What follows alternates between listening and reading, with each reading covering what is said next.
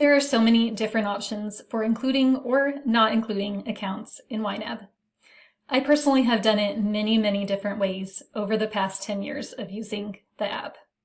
I used to use tracking accounts, which I actually don't anymore since most of that information I track in my spreadsheets, and it just ended up being duplicate work. But previously, I've tracked airline miles, school lunch accounts, that was a total waste of time, car values, home values, loans, investment accounts, basically everything you can think of.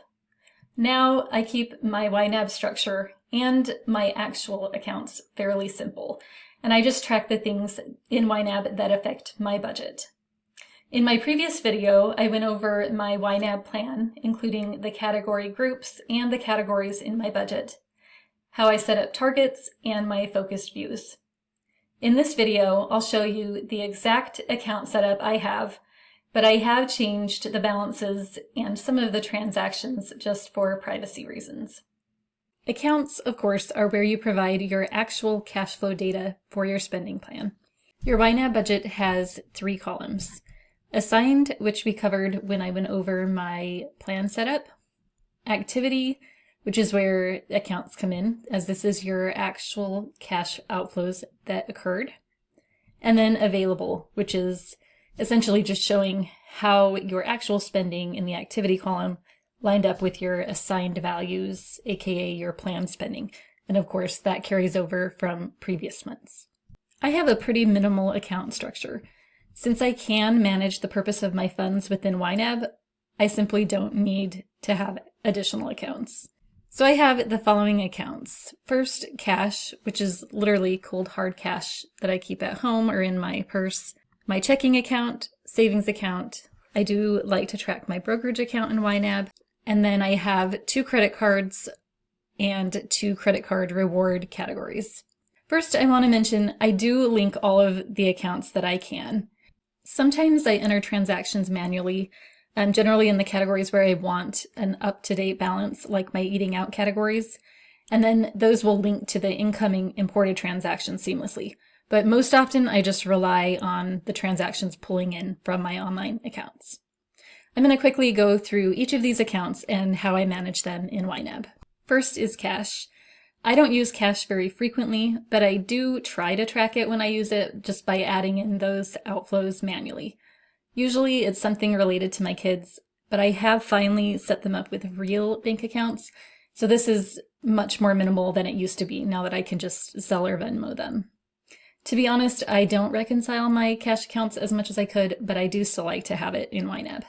My checking account has pretty minimal transactions, since I basically put all of my regular expenses that I can on a credit card, and then I just pay that in full each month. I use autopay for every one of the bills that I can, including my credit cards, electricity, water, cell phone, etc. I'm pretty meticulous about using scheduled transactions and also regularly updating the bills that aren't consistent each month. So in my checking account, you can see the following. Weekly allowance payments to my kids. They currently each get half their age per week. You can see the upcoming credit card payments. This is actually one of my top YNAB tips. Whenever I receive my credit card bill, which is via email since I'm paperless, I save that until I can update the statement amount and enter the due date in the memo line so I know when it's been updated. So if this one were to say like due January 2nd, I would know I haven't updated that total yet. For other monthly bills, if they're the same amount each month, like my internet and cell phone are always the same, I don't enter anything in the memo, but if they change each month, such as my electric bill, which varies wildly in Arizona between the winter and the summer months, I do enter the due date on those as well. This also doubles as kind of a confirmation that I've reviewed the bill since all of my bills are on autopay. I also have a scheduled transaction for my pay. In this example, it's a monthly salary and distributions from my business because my business is set up as an S corporation. These aren't actual amounts here, but I did want to illustrate this part in YNAB and how I do that. The amount I pay myself for my business does fluctuate a lot from month to month, so I generally go in and I edit this before the pay hits my account, and then it will seamlessly link with the imported transaction and keep all of my splits. I also wanted to note I do have the show running balance setting on all of my accounts toggled on, so I can regularly ensure I have enough money in my checking account to cover all of my upcoming bills. And that's one of the main reasons I use the scheduled transactions. Generally, I'll reconcile on a weekly basis, and I'll just keep checking this upcoming balance column to make sure I'm funded for at least 2 weeks out. My savings account usually only has one transaction, and that's my monthly interest payment on the last day of the month. I don't include these as scheduled transactions because it's a different amount every month, so I just let that pull in automatically. Now for my brokerage account. Because I like to track all of my available funds in YNAB and give them jobs, I do include part of my brokerage account, only the cash settlement fund and the money market fund I have in there in YNAB.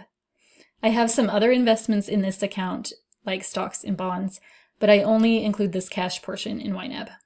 One of the reasons that I include my cash in brokerage accounts, which I know is probably a little non-conventional, is to capture the interest and dividends I receive. So this is money that I can use to fund my expenses. It also helps me with income tax planning by having this included in my budget. And I go over how I track some income items in YNAB while still following the YNAB method in my YNAB plan setup video. I do have to track this account manually, as YNAB doesn't support linking brokerage accounts. So I have some scheduled transactions set up just to remind myself to input the transactions at the end of the month. So each month I look at my account activity, I total up the interest and the dividends, and then in summary enter them here. Then I can go to the plan and I can move these funds up to ready to assign to give them jobs. I also like to track my credit card rewards in YNAB. I currently just have 2 credit cards that I use, and both provide travel benefits and or allow me to convert the rewards to cash. This is totally unnecessary, honestly, but I like to track them in YNAB because it ends up being a little lump sum of money that I can just give myself permission to use as just completely extra frivolous funds. Similar to my brokerage account, I just have a scheduled transaction set up since I have to input these manually, and on that date or around, I will just look up and see how much I had earned in the last month in credit card rewards. And last, there's my 2 credit cards.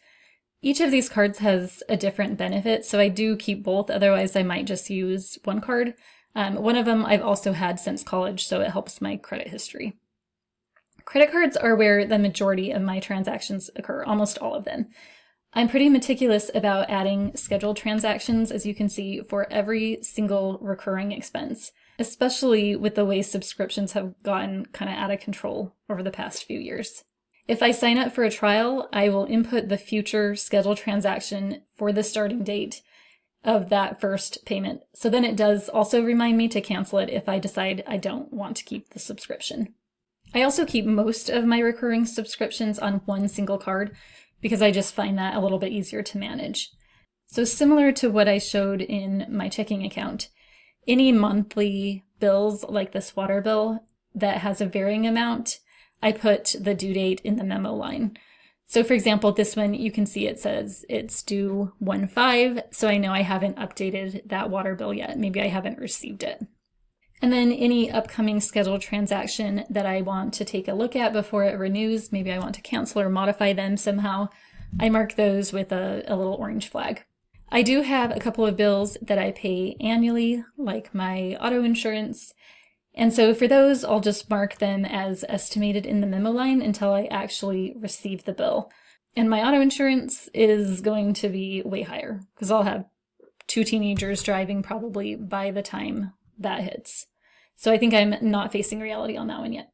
So that's it for my YNAB account setup. Pretty simple and pretty manageable, I think, as long as I keep up on categorizing my transactions and reconciling regularly, which I mostly do. I usually do this while I'm drinking my coffee in the morning. If you want to see how I've set up my YNAB plan, which would specifically be my category groups, categories, targets, and focus views, you can find that on my YouTube channel as well. And I'd love to know how you've set up your YNAB accounts in the comments below.